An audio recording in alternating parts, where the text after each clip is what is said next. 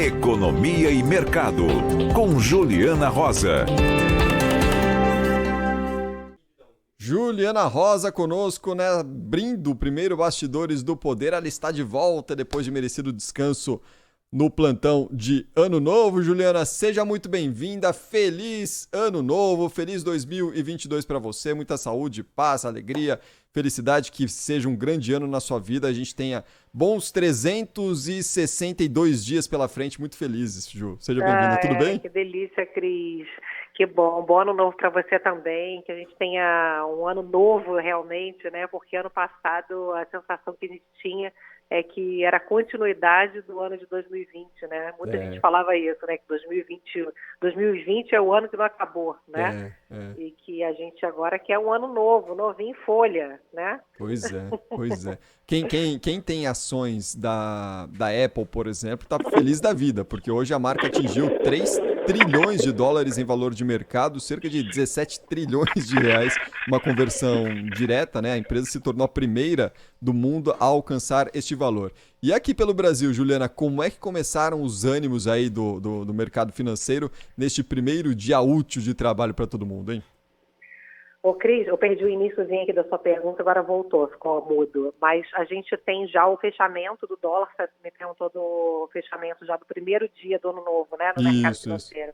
A gente já tem o fechamento do dólar, o dólar fechou com alta forte nesse primeiro dia de negócios aí no mercado financeiro, alta de 1,56%, o dólar fechou a R$ 5,66.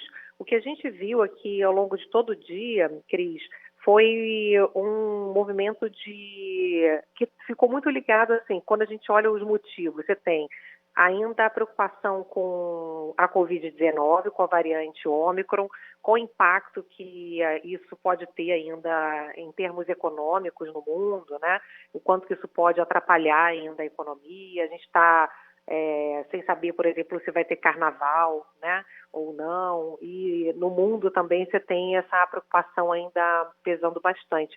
E você sabe que o que eu mais ouvi aí ao longo do dia é que mais do que impacto na economia, no crescimento econômico, porque não se espera que haja fechamento, lockdown, como a gente teve ali nos piores momentos da pandemia. O que se espera é que tenha algumas limitações, claro que afete, né, o crescimento, mas não na situação de fechamento total. Não se imagina que isso vai acontecer. E o que eu tenho ouvido muito aqui dentro das previsões econômicas aí no mercado financeiro é que a gente pode passar a ter, ao invés de uma pandemia, uma situação de endêmica, né? Uma endemia onde a gente vai aprender a conviver com essas variantes, tendo os cuidados necessários, mas não fazendo um fechamento total.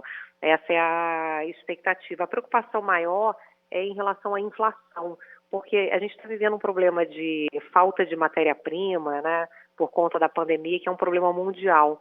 Então, o que aconteceu é que a pandemia quebrou várias cadeias de fornecimento, então a indústria, né, não está recebendo algumas peças, a questão da falta de semicondutores, e aí o que acontece é que se a gente tiver o avanço aí da Ômicron, no caso, né, agora a variante que mais preocupa, você tem um funcionário que deixa de produzir. Então, você pode ter também atrasos em entregas de produção de matéria-prima. Então, se falou muito disso ao longo do dia. E aqui dentro do Brasil, Cris, certamente a gente vai falar muito ao longo do dia da eleição, né? Vai ser aí o pano de fundo, a questão eleitoral.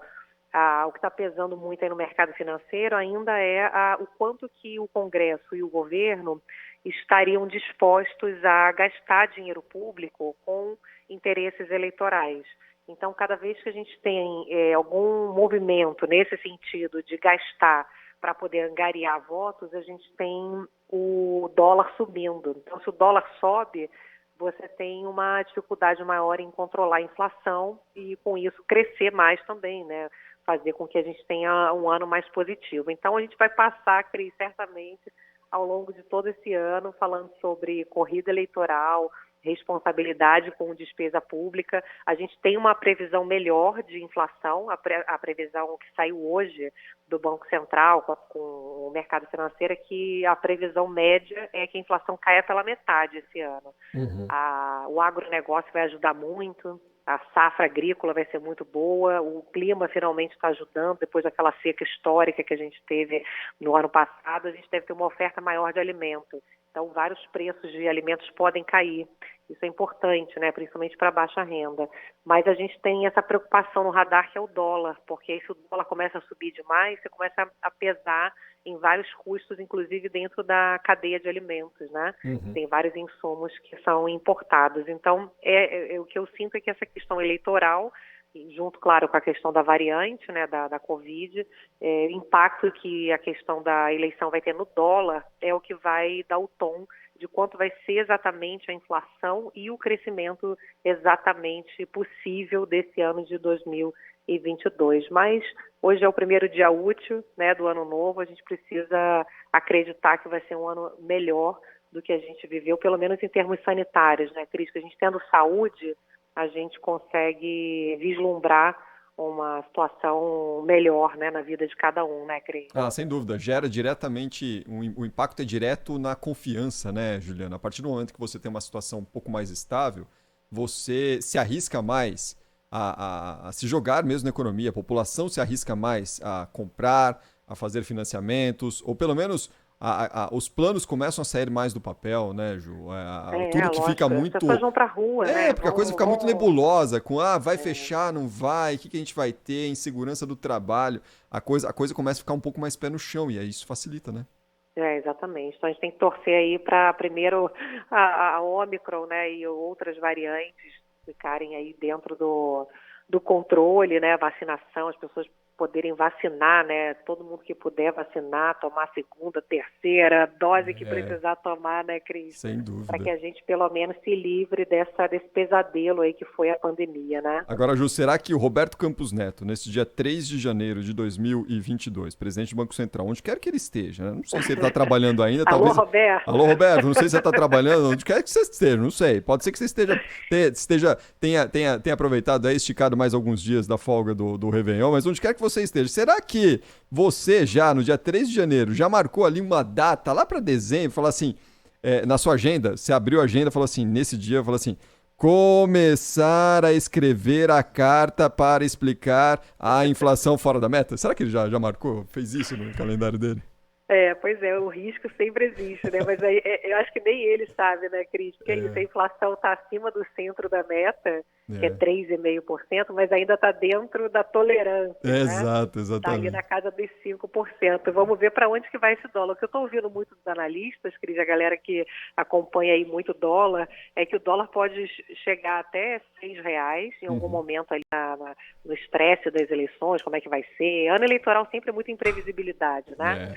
E depois, o mercado financeiro sempre, todo ano de eleição, projeta o fim do mundo, né?